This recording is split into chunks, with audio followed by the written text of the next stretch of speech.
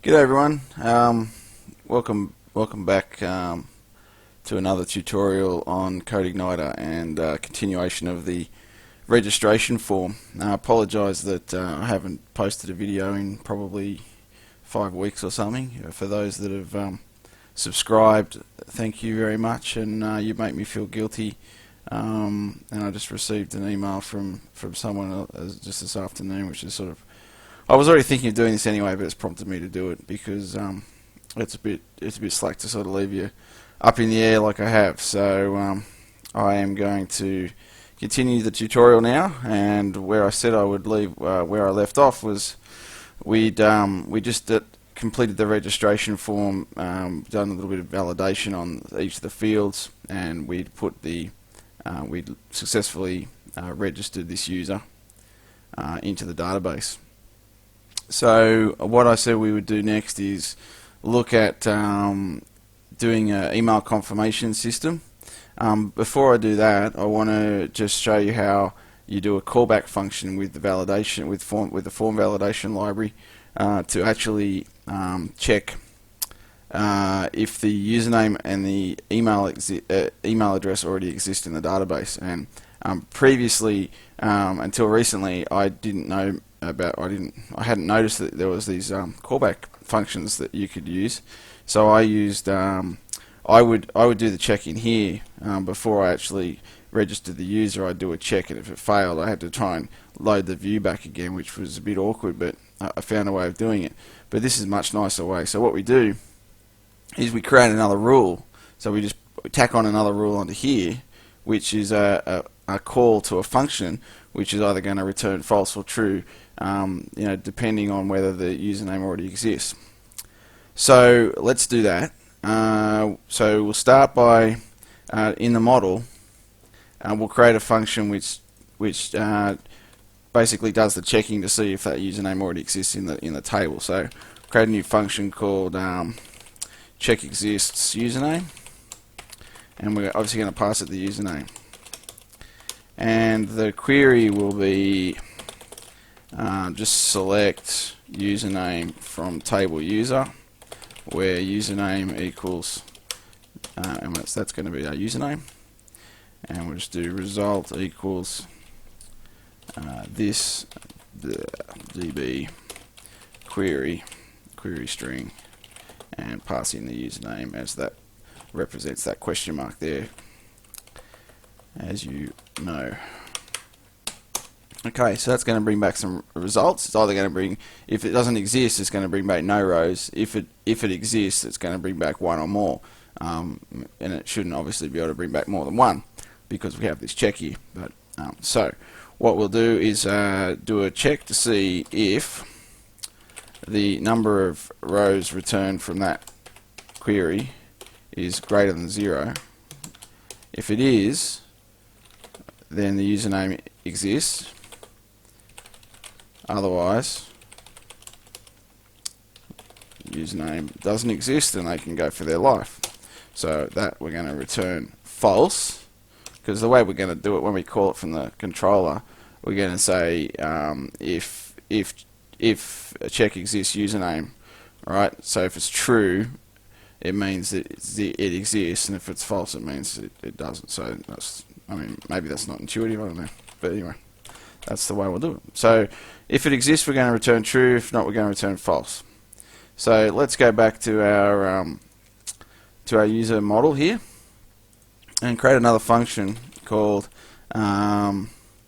let's say, not. What's a good name for it? I don't know. Username not exists. Whatever.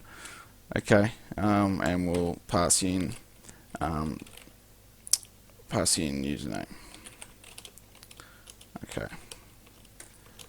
Okay, so we're basically the form validation system is actually going to be passing this in. So we're going to have to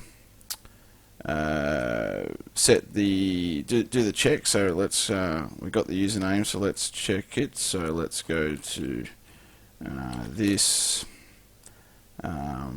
user model, and what did I call it? Check exists username. Let's just copy that. Check exists username. Let's just say put an if. So if that's true, okay, then the username exists. So we're going to have to return false. Otherwise, it'll just otherwise return true. I don't think you need to do the return true, but we'll just do that anyway. And then I think you put this form validation set message, and then it's the name of the rule, which is username, and then it's the message that you want to say. So that, and it's going to be username. So the way you reference that is %yes. That username already exists. Please choose a different username and try again. Right, something like that. Okay. So that sets the error message. Then we're going to go to the model, and we're going to check the username. If it's true, if it comes back true, which means it exists, then we're going to return false to the form validation library, which will trigger this error.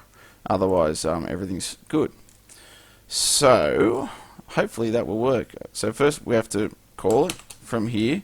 So it's use callback underscore and then your function name. So username not exists. Okay. So you must have a callback underscore in front of it, and then that's just your standard function name there. So if you put it all together now, I'm going to go back to my registration form. I'll just refresh it. Hopefully we don't get any errors. So if we just do register, okay, it says the username field is required, so we haven't put anything in yet. If I put in anything I know is not in the system and register, it comes back and says it must be more than 6. If I keep going, okay, it's not complaining about it because it doesn't exist.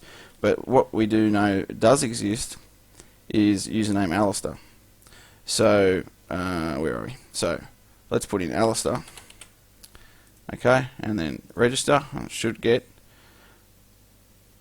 unable to access an error message corresponding to your field name. Okay, that's weird. Oh, I know. Sorry. So this that shouldn't be username. That should be this function name. Okay. So yeah. So the set message is setting the message for this.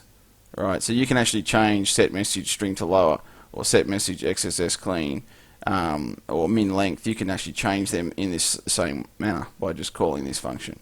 So that should work now. If I save that, I'll just go back and hit refresh, continue. Okay, that username already exists. Please choose another username. So that works. And in the next one, because I'm sort of running out of time again, at least we've accomplished one thing. In the next one, we'll do the email validation system, where we validate the person's username. Email address, and we'll probably add this in as well. I might do this between. I'll just check that the email address is unique, but I guess that's an exercise that you can try yourself. Just creating a new callback here under email.